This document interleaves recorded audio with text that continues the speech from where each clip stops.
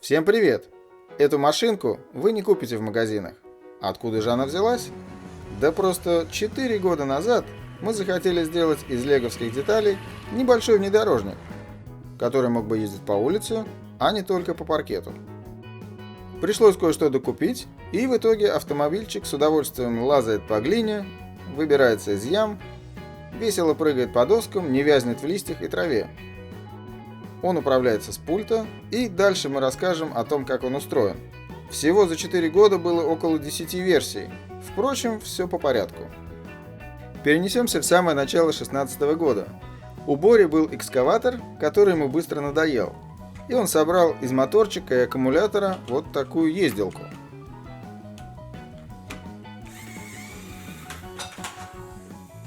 Это была отличная ездилка по мозгам родителей. Пришлось направить инициативу в мирное русло, и на каникулах мы попытались собрать электромобиль. Пульт и приемник взяли от старого поезда, тяговый моторчик, выключатель, батарейный блок. Это стандартный набор Power Functions 8293. Вот что у нас получится через 4 года. Но началось все вот с этой ездилки 2.0. Она уже могла передвигаться с пульта, а не с выключателя. Но очень долго мы не могли научить ее поворачивать колеса. Обычный мотор не подошел из-за своих характеристик. Он просто все выламывал. Испытания, переделки, испытания. Все как в настоящем автопроме. На Авито мы нашли новый сервомотор. Оказывается, люди потрошат леговские наборы и продают по частям. А чё, тоже бизнес. Новый моторчик помог, все держалось крепко, но иногда клинило колеса.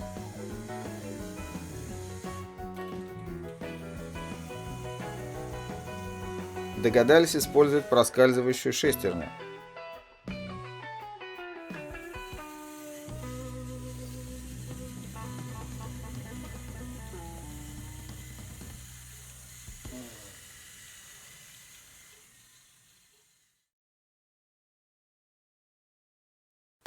Затем долго подбирали передаточное число главной пары.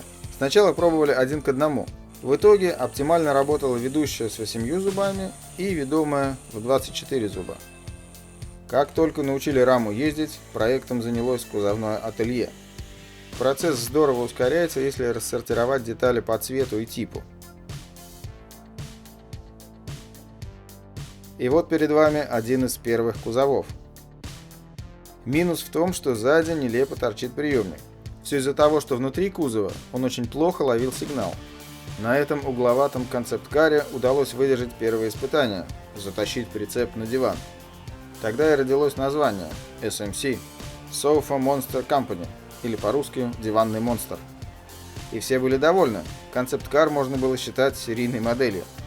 7 скоростей вперед и 7 назад. Привод был жесткий на заднюю ось, без дифференциала.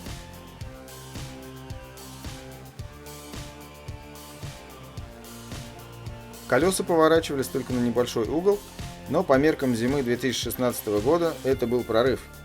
Боря часами осваивал навыки управления, в стену больше не въезжал, на ночь парковал под кроватью. Тут бы и сказочки конец, но первый же выезд SMC на траву окончился провалом, поэтому для творческого вдохновения был закуплен настоящий внедорожник.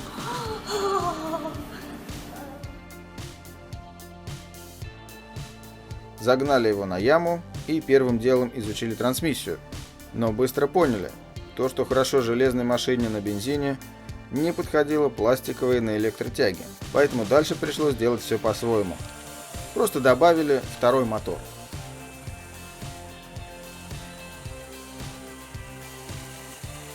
Правда, дизайнерам очень понравились круглые фары, и через 3 дня вышел первый рестайлинг с двойной силовой установкой.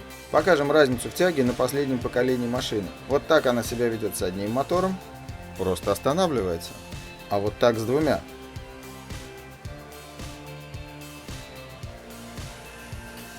На испытаниях даже возникали курьезные моменты.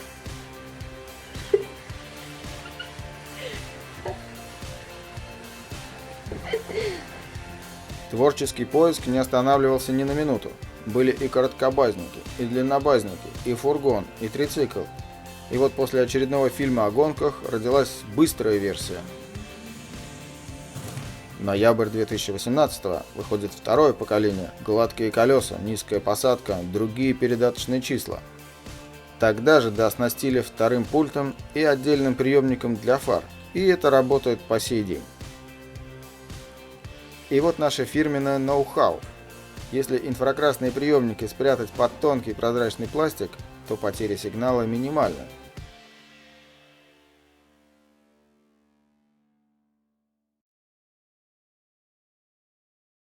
В салоне появились долгожданные приборы, но водителю-испытателю это не помогло.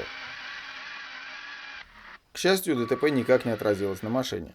Быстрая версия отлично проявила себя на идеально гладких поверхностях, а вот на ковре, на малейших подъемах тяги не хватало. Поэтому для российских условий этот путь был признан тупиковым. Неужели нужно все переделывать? А оказалось, что не все. Был внимательно изучен опыт Волжского автозавода, который адаптировал европейский Fiat для наших дорог. Усилили кузов, увеличили дорожный просвет, установили мощную защиту днища.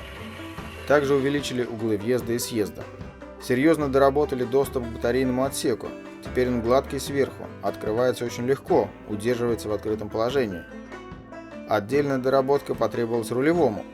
Отказались от проскальзывающей шестерни и жестко зафиксировали второй конец рулевого вала.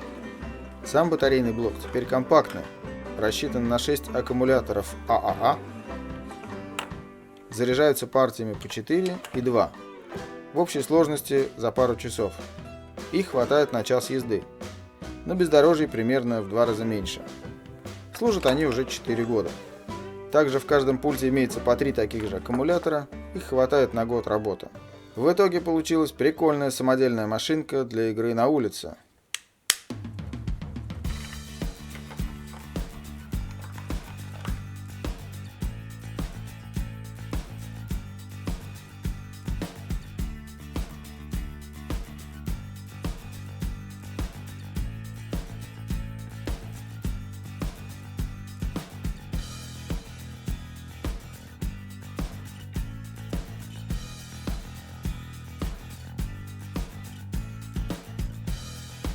Мы рассказали, как сделать простейший работающий электромобиль из Лего. Поделились основными сложностями и своими решениями. Думаем дальше над полным приводом и подвеской. Так что дерзайте. Ну а если сложно все повторить, но очень хочется обладать такой машинкой, то специально для вас мы заморочились и разместили заявку на сайте LEGO Ideas. Идеи из Лего. Если наш SMC наберет 10 тысяч голосов, то компания LEGO рассмотрит эту модель и, как знать, может быть, она выпустит ее для всех. Поддержать нашу заявку можно, перейдя по ссылке в описании.